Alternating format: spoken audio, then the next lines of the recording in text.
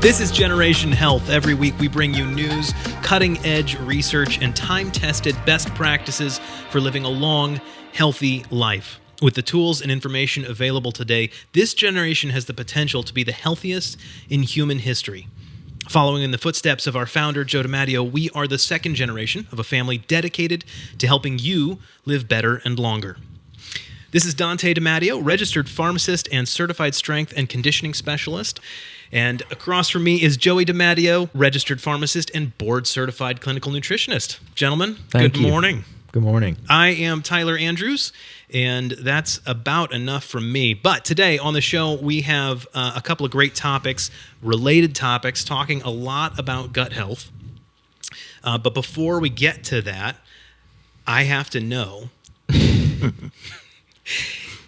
if you could knowingly choose your last meal, because of course, most of us aren't going to know when our last meal is. If you could knowingly choose, what would it be? Knowingly choose. Meaning there's no consequences long-term to what you're about to eat. Choose your last meal. It's Yeah. Yeah, okay, so as you're if on you're on, death like, row. death row. Yeah. I was making sure. Interesting. But maybe not death row, because that's that's a downer. Yeah. Definitely want it to end with a good dessert. I know that. Okay. I would probably have to go with a nice mix of meat and seafood. Surf and turf, classic. Yeah. With a dessert at the end. Yeah. Probably salad at the beginning and nothing. I guess that is fancy. That is fancy, I would but like a mix. I would like to make sure it's a mix of things, and definitely a dessert at the end. Is there a for sure. specific cut of meat that you like? I still favor filet. Yeah. I do. I know that's not exactly the steak eater steak, and I love strips too. That'd be my close second. Start getting into ribeyes and stuff. A little too much fat for me. Oh, I know you're probably I like them. All right, Dante. Thanks I got some extra time to think about that.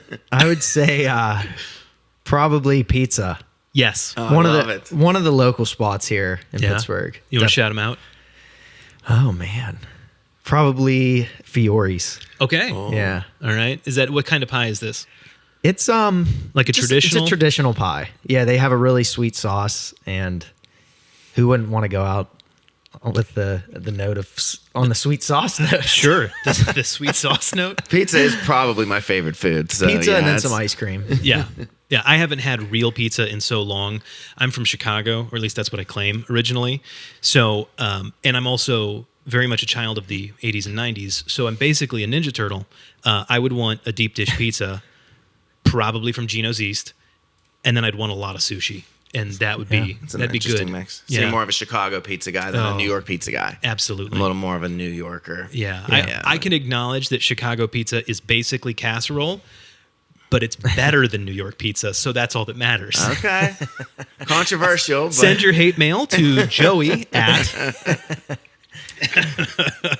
No. That's. I love starting off with the pizza talk. It's a beautiful thing. Yeah, and now I'm hungry. So, with that in mind, we have a question from Stephanie C. on Facebook. Stephanie wanted to know, can vitamin C flush take the place of Miralax daily for IBS-C? So, Dante, tell me what IBS-C is, what we're talking about here in general. Absolutely. So, interesting question.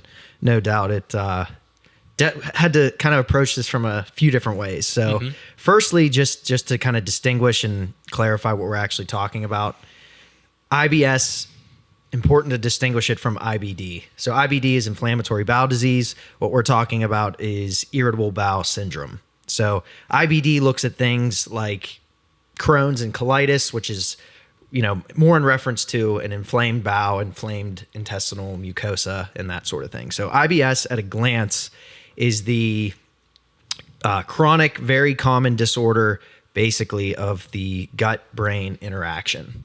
And so it's broken up into a few categories. There's IBS-C, which in this case, Stephanie referred to, IBS-D, which stands for diarrhea. There's an IBS-M, or mixed or alternating form of IBS. What was the C? I don't think you said that. Sorry, C was constipation. Got it. Okay. Yeah, so that's very important, obviously. Okay, so C is constipation, D is diarrhea, and then M is mixed? M is mixed, and then there's even an undetermined category. So as far as diagnostic the diagnostic look at all of this, Sure.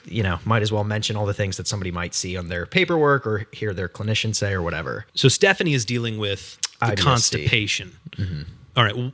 So then that makes sense that Miralax, which is it's not a diuretic. What is it? So it's technically an osmotic laxative. Oh, okay. Yes. So what this will do, it'll just draw water into the bowel. And in doing so, we'll make it a little bit easier to pass stools. That's kind of the quick and dirty. Yeah, and this it's not a particularly harmful laxative. There are laxatives that work by being a little more stimulatory to the intestines and kind of push essentially stool out. Those over time you can even become a little physically dependent on.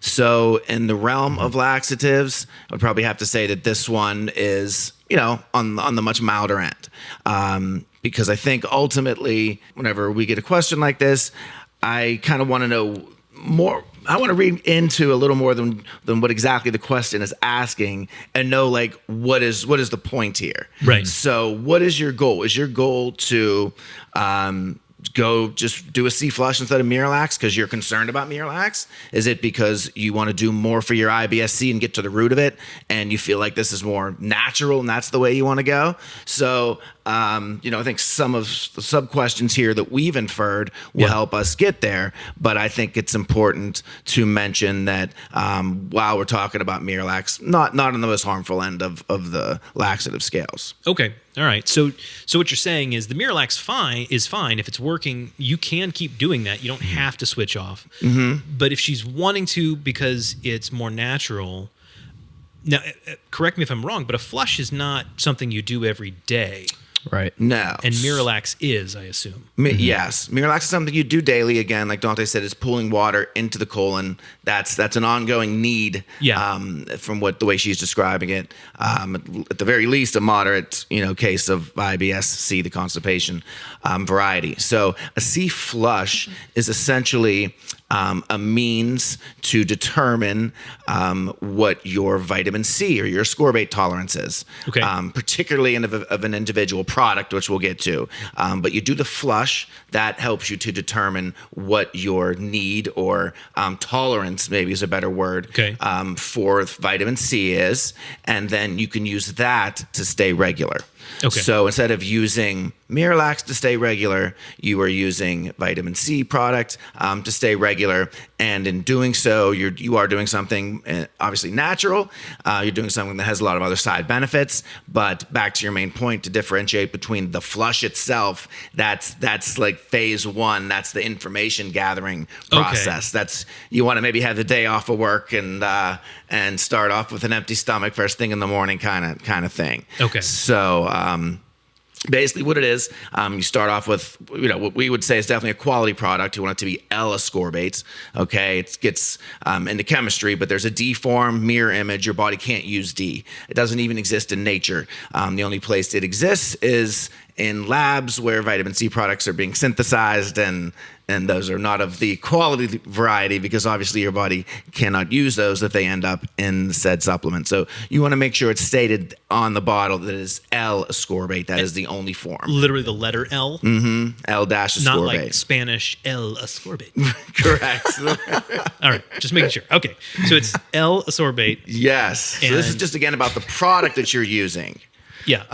Then you want to make sure it's buffered. Again, back into the chemistry end of things, deals with acid-base balance. Did I kill you there? It's unreal. I'm sorry. We got to come up with L-ascorbate and just have it Cinco de Mayo sale. That's it. That's our new sale. Sorry. So the buffered acid-base balance. That's the general term for buffered. In this case, ascorbic acid is the form that you find a lot of supplements for vitamin C in. So the buffering in this case, back to balance, is you're using the minerals to pull it to more neutral, less acidic. That allows your body to not only get some side benefits of having the minerals, but it allows it to not be acidic. Mm-hmm. Your body can absorb more doing it that way as well.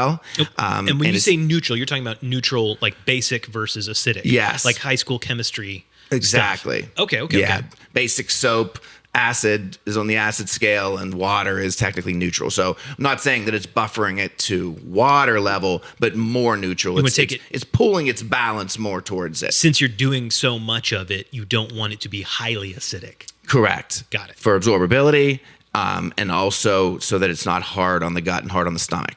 Makes sense. So that's and also fully reduced. Basically what that means, again, we're sticking with the chemistry stuff here in this product phase, but that's the form where basically it's already ready to neutralize free radicals. It's already ready to be an antioxidant when it's fully reduced. Okay. So that's key as well. That should be on the label of a quality product. So lastly, this part not as important, but it just makes it all flow a little better, for lack of a better term, powdered.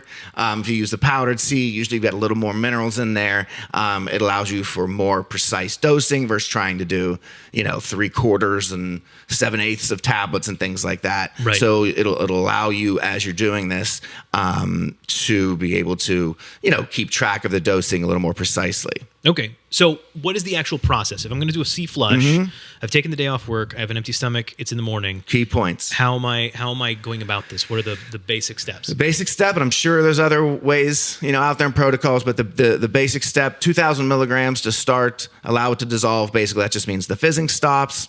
Repeat that every 20 minutes. Okay. Key thing there, same amount, 2,000 milligrams every 20 minutes. Key thing is record how many times you do it. You don't want to lose track of that, or else you're losing track again of the whole this is the information gathering phase.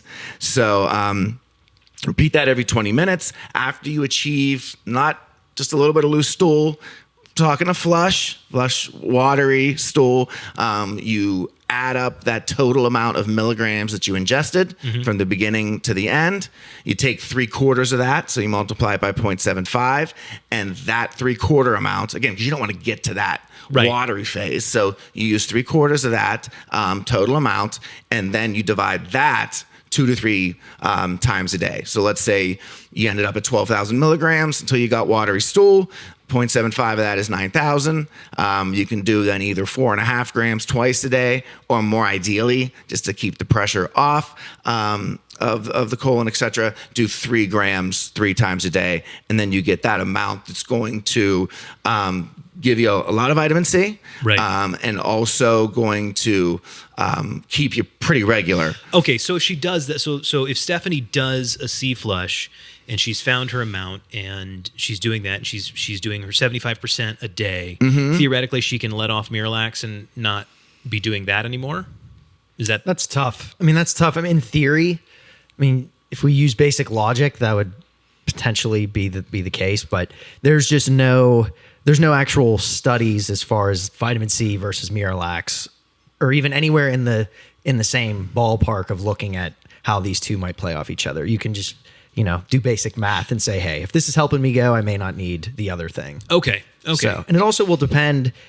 I do like how Joey started to answer the question in terms of, we would like to ask follow-up questions. Let's unpack her question a little more. Let's see what's going on sort of behind the scenes. And with that, it would also be interesting to know if she is on any additional medications, or if this was actually the only thing she was taking. We can assume that this is the only thing she's taking. Right. But given IBS-C and sometimes how difficult it is to treat, she very well may be on a certain antidepressant or a prosecretory agent, or whatever else is out there to treat IBS. It would be important to know these kind of things, or even just like what kind of fiber is in her diet. Is she getting 25 to 35 grams a day? Is she eating any fruit? Is she taking a fiber supplement? Could a fiber supplement like Clear Fiber, absolutely, the guar gum, which we have, which could help. Yeah. So there's so many which ways to go, but in her case, sounds like she's very focused on C, and so I like that we kind of stayed there for now. But there's so many different ways to unpack this. So what you're saying is this is the direct answer to your question. Now here's the other questions you should probably be asking as well. Yes. Makes sense. Yes. Okay, so great. Well, that's easy. Were we missing anything else? Well, in terms of vitamin C itself, I think if we're talking about it, it'd be remiss to not mention immune system functionality. It's critical there. tissue healing, including ligaments and tendons. It's also involved in skin quality. It's why you hear about it related to collagen. So that's skin connective tissue elements there as well, both interior and exterior. Powerful antioxidant, supports your body's stress response. Glutathione production, that's basically is your body's major detoxifier. It's involved in producing glutathione. And it also, we found that it helps balance hormones and is involved in producing neurotransmitters. Cool. So vitamin C is about as critical as it gets in terms of nutrients. So goes back to, again, what are her goals here? But if this could be a side benefit and is maybe one of her goals to use something, hey, I'm doing something to keep myself regular. Yeah. Can I do something that's going to provide me benefits versus just purely pull some water into my colon? Yeah. And then even just as you were saying that, I kind of thought like, okay, so she's asking this question. She's thinking in some sense she might need more vitamin C in her diet. Does that mean she's the example? She hates citrus fruits. She hates certain vegetables. She's missing all the things that have vitamin C. And she heard that, oh, wow, I might be able to kill 2 birds with 1 stone with this kind of thing. So there's a laundry list of things that if she walked through that door at the pharmacy, that Joyce, myself, Joey, we're already starting the wheels are churning in terms of follow up. But it's important to kind of shed light on these questions, in this setting as well. Makes sense. But there's 100 hypothetical directions we could go, right? Bonus, if she's taking C, she's not going to have scurvy. So if her piracy career is at risk, we won't have to worry about She'll it there. be able to facilitate that. Yeah. Yes. Yeah. You know what? Let me add one more thing. Go for it. She could even do, along the lines of relatively inexpensive treatments for what she's specifically dealing with. So with IBS-C, in theory, she might have some of the abdominal pain, bloating, those sorts of unpleasant side effects.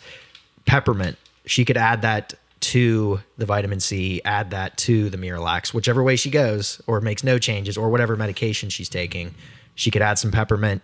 It's important to have an enteric coated form. They're sort of unclear of why exactly it works, but it's just another thing to mitigate maybe times where her symptoms are worse. You're talking about Definitely. peppermint capsules. No, mints. No, I'm just kidding. Oh, So many gut issues, and we'll get into some other SIBO here, but there's just usually so much overlap with what people deal with. Yeah. And just to boil hers down to that she's constipated is probably far from the full story, even in terms of just what she's dealing with. Right. It is reductionist, but in a podcast format, we kind of have to do that. Sure. It's a good, if nothing else, it helps people that are potentially dealing with similar situations go, oh, maybe this is the situation. Ultimately, you need to talk to a practitioner. You need to talk to somebody who knows what they're talking about and can ask you these really important questions about, are you eating enough fruits and vegetables? Are you drinking enough water? Are you, all those basics? Yeah, you can let us do the mental gymnastics. Yes. Yeah. I'll just answer questions. No. All right. Or ask questions. You answer the whatever. No, not you. You know what I mean. Yes. Let us. I'm not doing anything. Shelly on Facebook asks, and I love this because this is so wide open. How would I treat SIBO?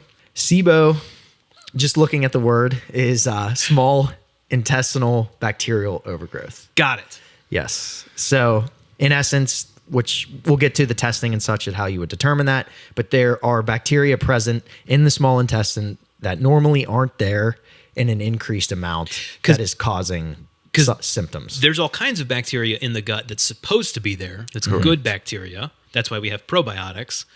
But you're talking about stuff that's not supposed to be there or not supposed to be there in the quantities that it's there.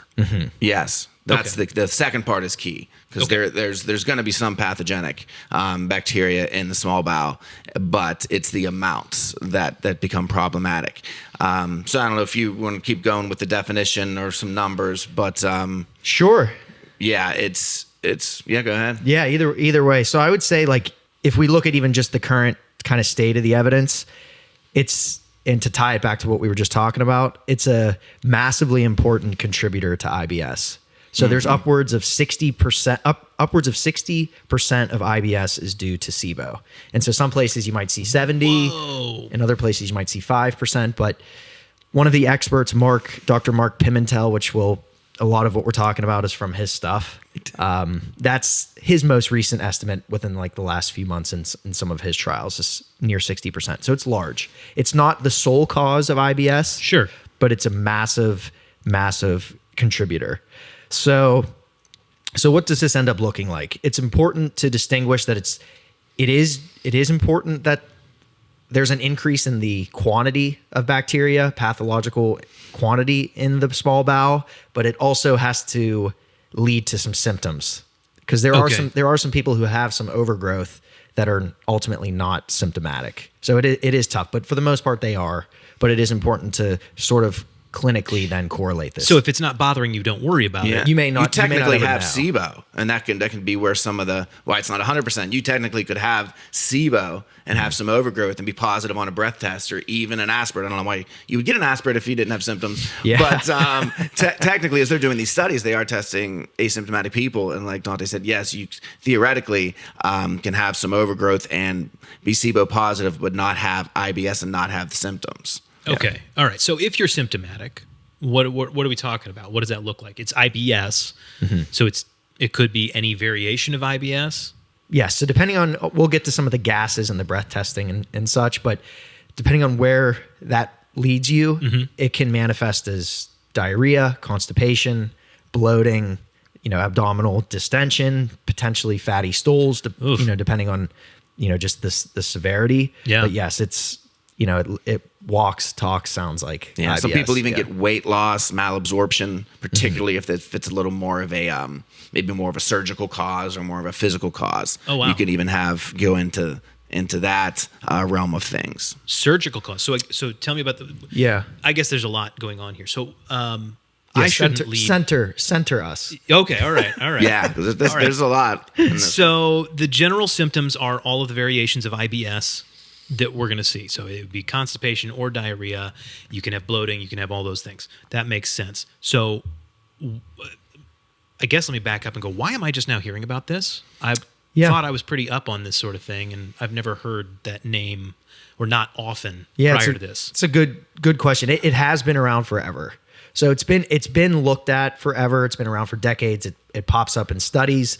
But for the most part, it was seen in individuals with these malabsorption issues. So maybe they just had a bowel resection or blind loop, technically is what they call it, where food is essentially skipping a part of the intestines during, its transit out of the body. So it was seen in these more extreme examples. Mm-hmm. So they figured, hey, this is only really causing the whole host of problems, in these more severe cases where there's direct physical potentially damage, diverticulosis and such in the small bowel. But then over time, as we grew more familiar with how the gut microbiome functioned, it just began to reveal itself over time. Okay. So if I'm dealing with these symptoms, if I'm experiencing IBS, if I'm taking Miralax daily and I want to switch to vitamin C, but my pharmacists are saying, hey, maybe you should figure out why you have IBS, and it could be SIBO. What is the testing process? You mentioned a breath test. What is that? Mm-hmm. At this point in 2021, 2022, it would be very different than if this was occurring in maybe 1995 or even 2015. Yeah, great point. The breath tests were very problematic. There's multiple layers, and I'll overlap it with just diagnosing SIBO issues in general, but it's hard to find a gold standard for when you're positive or when you have it. Okay. And there are numbers that have been drawn up, 10 to 5 bacteria per ml in a jejunal aspirate is considered SIBO. 10 to 4, 10 to the fourth power is normal, but then some clinicians will say they'll say 10 to 3 is SIBO if the bacteria present, if they culture it, is colonic or pathogenic. So not to go into too many different avenues here, but the issue is when you're looking at a general population and you're trying to determine if somebody has anemia, you've got results from blood tests on iron and hemoglobin levels everywhere at all ages. Thyroid, you've got all this data that you maybe didn't even purposely try to find, but that just comes with every blood test you do. Right. You don't have people ingesting sugars and breathing into a meter to test hydrogen sulfide, and methane levels. You don't have people getting jejunal aspirates. So even as they're figuring out more about the microbiome, like Dante said, even as they're starting to realize this could be a real thing, and they're starting to put some numbers to the symptoms and to a diagnosis, that continues to be a difficult thing, where to draw the line, where the gold standards are. Okay. Do you look at the specific pathogens, etc.? So back to what I was originally saying. Now, the very latest, I was researching the same doctor that Dante was, this Dr. Pimentel, and very confident in the technological advances in these hydrogen tests. Yeah. And not only confident in that they're measuring hydrogen, but also in that they're measuring properly methane and hydrogen sulfide, because that will help you know how to treat it. Okay, so what's happening is you're ingesting sugar, the bacteria, bad bacteria presumably, is processing it and excreting methane or hydrogen or one of these other gas Your body byproducts. your body would not excrete that through the breath. Period. Okay. Unless there's enough bacteria in the small bowel to create that, essentially gases and it has nowhere to go. rising up into your lungs, and then you breathe it out. Okay, so that's interesting. So that's very clear evidence that something is wrong, and we think we know what it is. And then you're finally starting to be able to compare apples to apples. These people get a breath test that's not real accurate, a lot of false positives because they're checking for this in this company. And these people got aspirates, and this shows this. But then when we compare the aspirates to the breath test, there's not. So it appears that they're really starting to find. Getting closer to that gold standard, right, which is the breath test, which is much less invasive, and which now people can compare apples to apples. Is that something that somebody can do at home, or is that going to be a clinical sort of situation? Technology-wise, you're still going to have to. Yes, yeah. I mean, there are tests now. I'm not familiar with all the tests. Yeah, but yes, there are ways to do it from home. But at the same time, you do want to make sure that that you know what you're doing with these tests. Interpreting this data is not tough. something you want to do on your own. Particularly the ones that are testing for all three types, not just hydrogen. But if you're testing for, because you can tell by the methane has 4 hydrogens in it. So basically, it deals with how your body or how these organisms are dealing with that hydrogen. So hydrogen's still only a piece. You'll hear them called hydrogen breath test, but that's still only a piece of the puzzle. Where are these hydrogens going? Methane, they're going to hydrogen sulfide. So when you start looking at those ones that are much more medically advanced, you're probably, I don't know if you have to go to Pimentel exactly, but you're definitely going to a higher level than just a hydrogen breath test. And then again, without that extra piece of information, just a little harder to treat and understand exactly what you got. So when you know the type of, I guess, off-gassing or whatever that's going on, that helps to determine what type of bacterial overgrowth you're actually dealing with. Yeah, and I think one thing that I do just don't want to jump over, like Dante mentioned, and I had the same information here on my own, that in the 60s or whatever the case may be, SIBO was really just related to the surgical, those post-surgical, very small sector of people, okay? But now, and they couldn't really link it to where else would be causing. So someone SIBO. had surgery, and the bacteria was introduced surgically. And it made sense. You open somebody up. There's an impediment in the way that their intestines are connected. Obviously, it makes sense logically that that bacteria from this part of the colon might make its way up to this part of the small intestine, and then that's when. That's where they that was the launch point for all of this. Okay. So it's really Dr. Pimentel's push that allowed it to kind of get to where it is. From what I can tell, it was sort of a living, breathing discovery as I was even reading this research. Like you read something that was published in 2018, you're like, oh wow, that must be the most current. And then you open up another article from another year or two later, and things have drastically changed. It's like some of this stuff hasn't even made it to clinical guidelines yet. It's still being validated. It's still being sort of processed. So there are some things that maybe we're even saying now that in 6 months to a year that they're going to clean up and polish. Our research really process was the same because I watched this great video, American College of Gastroenterology, 2015, 2016. Like, this is good. There's still a lot they don't know. Yes. And then I just keep going on, look for something new. I found out about Pimental, and I'm like, well, these few pages are like not super useful anymore. I went through the same process. It was...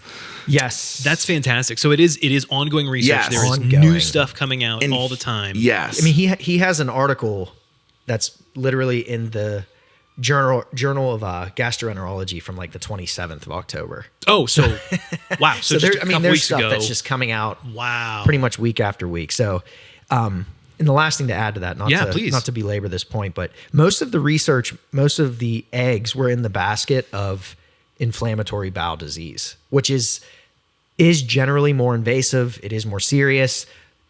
People end up having to get surgeries. They're on more expensive medications. So I think a lot of the research, a lot of the time, a lot of the efforts were focused there. IBS just by default probably seemed, I'm just more or less speculating, it seemed like that was more, well, it's a psychosomatic issue. Yeah. Who knows? It's not really the microbiome. It's harder to diagnose. They want to be able to diagnose. It's more nebulous. We know for sure that when we looked at this person's inflammatory markers, they have IBD. Exactly. It shows Crohn's. We can start to help them. Whereas, yes, you're dealing with this nebulous cloud of stuff that is still being parsed out week by week. Right. Okay. You know? So a lot of people, this is good news for a lot of people who've been told, no, it's just in your head. You're imagining this. No, there actually is something going on. Yeah. We just don't fully understand it yet. Yes. Okay. And go ahead. You sure? Yeah. The other thing we might say the same thing. Say it at the same time. The last part I was thinking about Dr. Pimentel was sort of his cascade of how this all might have started. So, for example, again, it's not all cases, but he estimates that 50 to 60% of IBS is attributed to food poisoning. So if you had food poisoning 15 years ago, you may forget.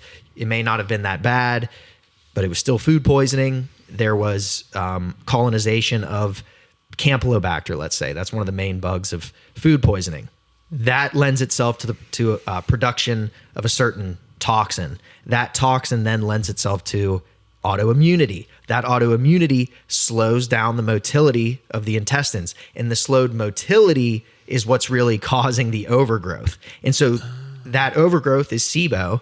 And then once you have SIBO, in 60% of those cases is how you end up with IBS. And so they're still not 150% sure that that's the direct cascade. But from what Joe and I gathered, this is as confident as that world of research has been in trying to trace back a cascade of events. Yeah. Someone might be able to say it a little better than that, but it's a more systemized approach at, not everybody had food poisoning, but a lot of this comes from food poisoning, and they know it because these food poisoning bugs produce certain toxins that would only be present if you had food poisoning. So it's just really, and that's really crazy. That's a very common thing. I mean, everybody gets food poisoning from time to time. So it makes sense that would be kind of ubiquitous and everywhere. Yep. And that it would be something that it's very hard to track, especially if it can show up weeks, months, years down the road. Yep. And you're just going, how could that possibly be what I'm still dealing with? Right. And then in terms of testing, we mentioned breath tests, which is still ultimately the most important thing you want to look at clinically. There's also blood testing now. Okay. So it's almost, I want to say that Pimentel is putting this ahead of even the breath testing. So somebody can do an at-home blood test, or they can have labs done that look for the cytotoxin or the antibodies that we mentioned just in that little cascade. And that will tell you, hey, you did or you didn't have food poisoning either recently or at some point. And if you didn't have food poisoning, then you know to kind of shift and look elsewhere. You still may want to get a breath test done if symptoms are still present. Or if you do have the presence of those toxins, then you're definitely going to want to go to the next step, get the breath testing done, figure out what's causing the symptoms. And it's just allowing you to, you're never going to be able to say 100% certain for anything you're trying to diagnose. But the more eggs you can put in that basket, that the blood testing is certainly adding to that. Sure. Let's say I've done my breath test. We're pretty certain this is what's going on. This is what I'm dealing with. What are the obviously I'm working with a practitioner, I'm probably working with a doctor at this point. What are the common things I'm going to hear in terms of treatments, in terms of medication, in terms of lifestyle changes? What am I looking for? So the main thing in terms of treatment is going to be antibiotics. Okay. And they have found that these pathogens are susceptible to very specific, in most cases, antibiotic rifaximin. And again, Dante said it perfectly. That is the route that I was going to go. I just think, just to even recap that a little bit, is when we think, whenever I, even as a pharmacist, whenever I always thought of bacteria, you think of the bacteria itself and you think about clearing that bacteria. Clearing it. It's gone. And he said it, I think it's profound, is the toxin that's created. So this bacteria is in your body, and yes, you've killed it, but it's leaving behind this CDBT toxin. Okay. So your body makes antibodies to that toxin. And that in and of itself is not all that harmful. It is a marker that can be blood tested, so it actually becomes useful. But in that process of the food poisoning, when your small bowel is moving slowly, when you've got this toxin in there, your body also, they're not sure why, but they're finding absolute facts and absolute studies to back it up, that vinculin is a protein in your body that's involved in essentially like the gap junctions and in the mucosal lining. They're finding that the body, for whatever reason, is also in the process of trying to figure out what's going on in the gut. Because a lot of people aren't treated after food poisoning. You get food poisoning and you have diarrhea for 3 days. So you're not ingesting anything to deal with the bacteria, let alone the toxin. So now you've got an antibody to vinculin, which is your own body, a protein in your body that's involved with gut communication and, again, those mucosal linings. Okay. So that's where there's even an autoimmune component that comes in. Wow. So now you've got your body basically attacking this little protein in itself, and rats have vinculin. So I mean, they've tested all this and have seen it, via that food poisoning. So between the toxin itself being the real culprit, and then I mean, if you have not dealt with it, it's going to keep producing. Wow. Yeah. And I think there was one way I like when he put it too, that for some people, it's like you're on a seesaw. And your body can handle a lot of bad bacteria. And if you looked at your gut, and if you could diagram it, which they can, if you had a diagram of the colonies of the bacteria in your gut, it wouldn't look real good, but you're okay.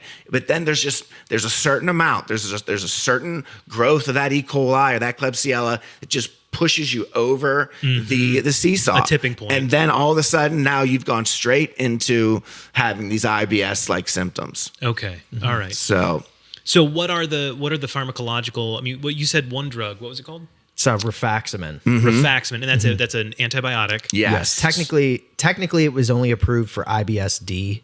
Back in 2015, but in essence, because there's such a tight link, right? There's ways to it's very useful for this. And if I remember correctly, when you're taking an antibiotic, that's often because it's killing so much gut bacteria, that's going to result in diarrhea. Is that right?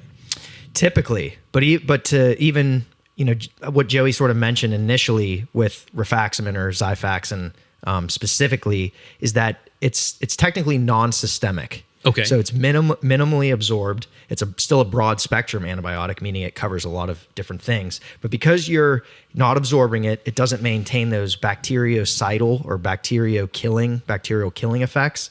It essentially just resets that the microbial diversity. Okay. And that's what you want. So there's a healthy diversity that's typically there, and that's a very elementary way of talking about the composition that it maintains. But they're thinking that that's how this particular drug is working. Okay. And so to look further, so it's like who would be given rifaximin? Yep. So it all boils down to what Joey mentioned, either the results you get from the triple breath test, or the 3 breath test, the methane, hydrogen, and hydrogen sulfide. So depending on which of those you're positive for, that'll indicate typically the next steps of treatment. And now a lot of this has not yet made it into black and white clinical guidelines. Like your gastroenterologist may not be doing all of this stuff. And so in 6 months, this could look a little bit different. But just as an example of the principle of how this is treated, they're looking specifically which gas is present. Which are you positive for? Does this correlate with your symptoms? Is it constipation? Is it diarrhea? Is it mixed? And if the gases, if let's just say you're hydrogen positive, let's make this a little more granular. Yeah. Hydrogen positive, typically the hallmark symptom is diarrhea. They'll put you on rifaximin alone. Okay. And so again, that's the non-systemic, minimally absorbed antibiotic. Right. If you're hydrogen sulfide positive, you might have kind of a relapsing, remitting, or an alternating constipation and diarrhea. They will also use rifaximin, and they might add bismuth or Pepto-Bismol, which might be a little more familiar. Yeah. It's even interesting how that works, but I'll kind of keep going. Yeah. If you're methane positive, that indicates that your primary symptomatology would be constipation. Okay. And so in that case, you would still get rifaximin, but they may add metronidazole, they may add neomycin, depending on cost and availability. Okay. So it's typically this antibiotic treatment. There are some other things that you can do, which I'm sure we'll talk about. Yeah. But that's sort of the overarching thing. And then the final leg of the treatment, I would be remiss not to mention, if you're negative for those gases, which is certainly possible. Like this isn't then like the panacea. You're guaranteed to be positive because there's still that other percentage that this could be something else. Sure. Further clinical workup is needed. Okay. And at that point, they might look at, different things in terms of how you would diagnose IBD or, a specific malabsorption issue, other illnesses. Maybe this person did have a surgery. So there's definitely that fourth layer that you want to pursue other clinical workup. Okay. All right. What are the other, you mentioned there are other additional treatments and things that can be done to kind of help out with that. What are we talking about there? From a medical standpoint, I think Dante covered it.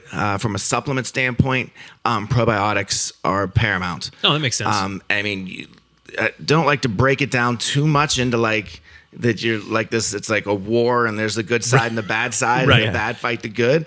But there's a lot of that. And the more they're learning about good flora, not only are they learning about its connection to the brain, but they're also learning about its direct signaling and communication with each other, as well as with other pathogens. And they also make these little antibiotics, bactericidins, and they do kill other They do kill pathogens. Good bacteria is capable of doing that. And they're finding that that's what's occurring. Wow. So we're talking mega doses, at least at first. Okay.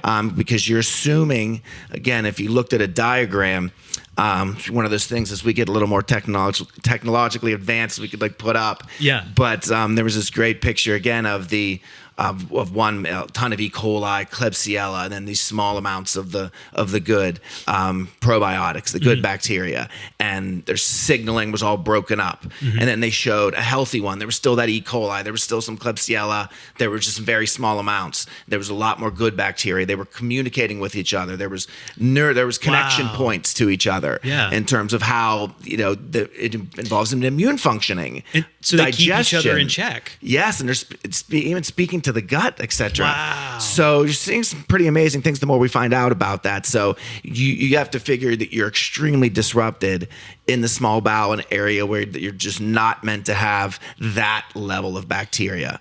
Your colon is meant to have more bacteria than that, but the colon is not dealing with or not interacting with absorption of using villi, very small molecules of food and nutrients that your small intestine is. It's just functioning totally differently. Right. So mega doses, there's not an exact regimen, but the one we've come to recommend, 225 billion for 15 days. Wow. Then down to 100 billion for 15 days. Then after that, you do 10 billion, which is more like our standard dosing, 1 or 2 of those a day. Okay. And that's a little bit of a gut reset. Okay. The other thing I like that Pimentel did go into, and he did not use the term leaky gut, and that is controversial in terms of the diagnosis, but he danced all around it basically with vinculin, stating that these gap junctions, whenever the vinculin is being attacked, are being broken down, are being attacked, and are allowing pathogens and things that don't belong in the bloodstream into the bloodstream. So you still look at things like, we have them named mucosal essentials or GI shield, but N-acetyl D-glucosamine, again, for those junction gaps, L-glutamine to help heal the lining, zinc, gamma-oryzanol. If you're having stomach pain, this GI shield's a little more geared towards ulcers, but if you are having some of that stomach pain, GI shield has some things in there that can be a little more soothing. So those are things that you definitely want to look at from a supplement standpoint. In terms of maybe, and those are all available on our website. Yes. Correct. AskJoeDiMatteo.com. Yes. Where people should go look for that stuff. AskJoeDiMatteo.com. Got it. Okay, cool. And then, one last thing, PPIs. Okay. PPIs, a lot of, like we've talked about multiple times. Those are the like, not antacids, but the proton pump inhibitors. They're the steroids of antacids. They're shutting down the proton pumps that essentially produce hydrochloric acid in your which is stomach. what your stomach needs to process food. So think about the pathway.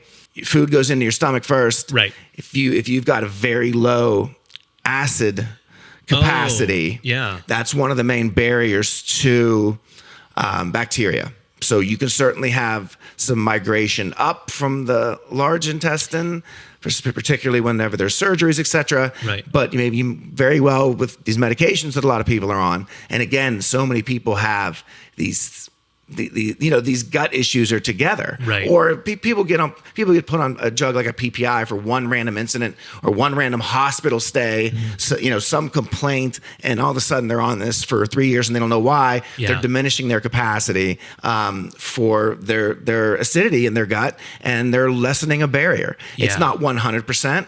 That's the cause. But that's another I'm on a PPI. That's why I got SIBO. But it's all part of that clinical workup. Exactly. Every time, definitely. Exactly. Wow. So this sounds like there's a ton of information. I mean, this is shifting so rapidly. It is. Things that people have probably heard from us, from Joyce, and from whomever 6 months or a year ago are no longer completely accurate. Things that, like you were talking about leaky gut, that there were big questions about. People had approving or disapproving views on whether that was even a thing. We're finding that no, it is a thing, and maybe it wasn't working exactly the way we thought it was, but it turns out there's this whole other function that's happening or not happening, as the case may be, and it's causing all kinds of problems. Right. Wow. Fascinating. Okay, and the only other thing that I've got here that I feel you should probably touch on is diet. Is that a relevant portion to all of this? Yeah. I think we could probably, other than don't get food poisoning. Yeah, definitely. I like that you mentioned that, because once you have food poisoning, you're at a higher risk of getting food poisoning again. Good point. And not only that, it can be more severe. Oh. So Dr. Pimentel even mentioned that once he establishes if somebody has had a history of food poisoning or they're traveling, that he's even using some of this as, using some of it prophylactically, just because we know how serious it can be as these toxins remain present. Yeah. Or toxin remains present in the gut. So that's a very interesting part. Now, as far as diet goes, we could probably have a whole separate episode about just different approaches to it. But when somebody is acutely experiencing symptoms, so their constipation is really bad, or they're having very bad diarrhea, there is a drastic change you could make to help with that. So we've talked a little bit about the low FODMAP diet, and doing something like that's a little more restrictive can help you for a short time, because essentially all you're doing is you're giving the gut bacteria less fermentable foods. And so there's a less chance of them to be, chomping on things that they wouldn't normally be there doing. Try and starve them out. Yes, exactly. Starve them out, and that will hopefully get somebody over the hump, maybe allow them to go get their breath test done, or, a whole host of other things. Okay. So. Okay. But the FODMAP diet is not going to solve the problem. They need to get the antibiotics Yeah. and get it taken care of properly. But it can help in the if you've got officially diagnosed SIBO, we're going to be on the pull out the big guns. I don't want to speak for Dante, but I think we're going to be on the antibiotic end of things, and that you would want to try to get that done. I think, especially when now knowing more and more about how harmful it can be to other areas of the body with the autoimmune condition and what that can potentially lead to. And whenever I hear of any type of autoimmunity, it becomes something I would want to get taken care of. Yeah. And what happens, one thing that I don't think we mentioned is he had a good way of explaining that in the IBS blood test that they do, they test for the toxin, that's CDBT, and for the antibody to the toxin. Is your body producing antibody to that, which would be healthy? You want your body to fight that. Yep. The vinculin antibody is also tested. You don't want that. That's your body fighting you. So over time, if you've gotten treatment, the antibody to the toxin starts to go down. There's less toxin. The antibody lags it. It's protective. Sure. But that goes down. The vinculin antibody takes a lot longer to go down because it's you. Yeah. The vinculin's still there. It's still there. If your body still feels like there's this toxin in you, it's still there. And that does become pretty problematic to me. Even, again, I don't have a study that shows this happens when you have an antibody to vinculin for this long. I don't know that. I'm just talking from a standpoint of just understanding how the body works when you start dealing with autoimmune conditions like that. If there's anything that you can do, like vitamin D is a great immune modulator. Low-dose naltrexone has been shown to be a great immune modulator. Things maybe you can do to calm that response to when the body is attacking, because the vinculin's we don't know why it's attacking the vinculin. I don't know what the vinculin's doing that's harmful. Right. But there's plenty of other autoimmune conditions where Yes. we don't know why it's doing it either. Yeah. So I mean, it's fascinating. There's just so much there that this sounds like this is going to be something we're going to be coming back to pretty regularly now. Yeah. And learning all kinds of new stuff. But in the meantime, we would be remiss if we didn't at least mention Chris Nikic, who is a better man than me. If you saw it on the blog post, I just think this kid is the coolest person alive. Chris Nikic, this is from Outside Magazine, Brian Metzler reporting, Chris Nikic became the first athlete with Down syndrome to finish the Ironman World Championship. With his mantra of 1% better every day, Chris Nikic continues to change the perception of what is possible. Crossing the finish line in the Ironman World Championship adds his name to the history books and cements his legacy as a pioneer in the sport. Okay, before we go any further, what is an Ironman? Yeah. And so it's a form of a triathlon. So in his case, the full Ironman is 2.4 miles of swimming, 112 miles of biking, 26.2 or a marathon's worth of running. Okay. So you do them in that order: swim, bike, run. oh my God. So 2.4 miles of swimming. And this is not in a pool. This is open water. Open water swimming in the ocean, usually. Oh my gosh. And then 112-mile bike, and then 26.2 miles running. Like It ends up being over 140 miles of stuff. it nonstop. Yeah. You're not like, this isn't over several days. This is at one go. What do you do? Finish it in like I think I saw 16 and a half hours. That sounds about right. Yeah. I mean, I think the average finish, I'm not sure what this population was, but I saw like 13 to 13 and a half hour finish. And so for him to finish in 16 and a half hours, it's like, I wouldn't finish. I would die. it's absurd. But I mean and I think it's also worth pointing out that the man that the marathon was named after was the guy that did it first. He did die. That's the story. Really? Yeah, you don't know this? No, I actually didn't. Oh man, it's I think Greek. The Battle of something happened. Okay. And a guy marathon ran from the battle to the Senate to say, we won or we lost. I don't remember which was, but ran to the Senate, ran 26.2 miles, declared it, and then dropped dead. And so because we're brilliant, thought, you know what, we should start doing that for exercise. And then some Ironman people said, you know what, that's not enough. We need to also swim 2.4 miles and ride a bike 112 miles before that. Amazing. So Chris Nikic has Down syndrome. Down syndrome, typically has, I know one of the side effects is muscle density issues. Low muscle tone. Yeah. It says he needed a walker at 3 years old still. Wow. I mean, you talk about a setback, starting from behind the eight ball. My goodness, that's incredible. So he had this guy also deserves a shout out. He had a volunteer guide, Dan Grebe, who went with him the entire time. So he was never alone. Never. There was no. There's risk, but it was never by himself.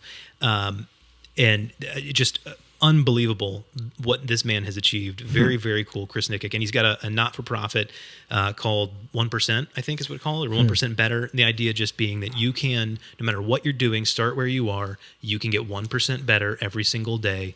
It adds up. Such a cliche, but it's so powerful. Yeah. I mean, if you really allow yourself to listen to it, it's so powerful. What is my excuse? I mean, is really what it comes down to. Super, super, super cool.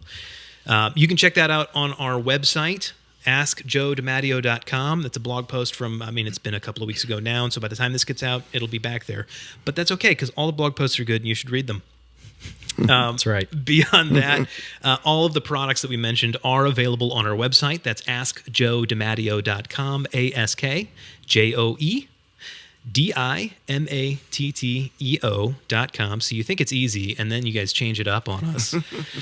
AskJoedimatteo.com. That site is also where you can sign up for our mailing list, which is where we keep things up to date, let you know what's going on about new episodes like this. You can find episodes of this show, find episodes of the classic podcast from these guys' father, Joe DiMatteo Sr.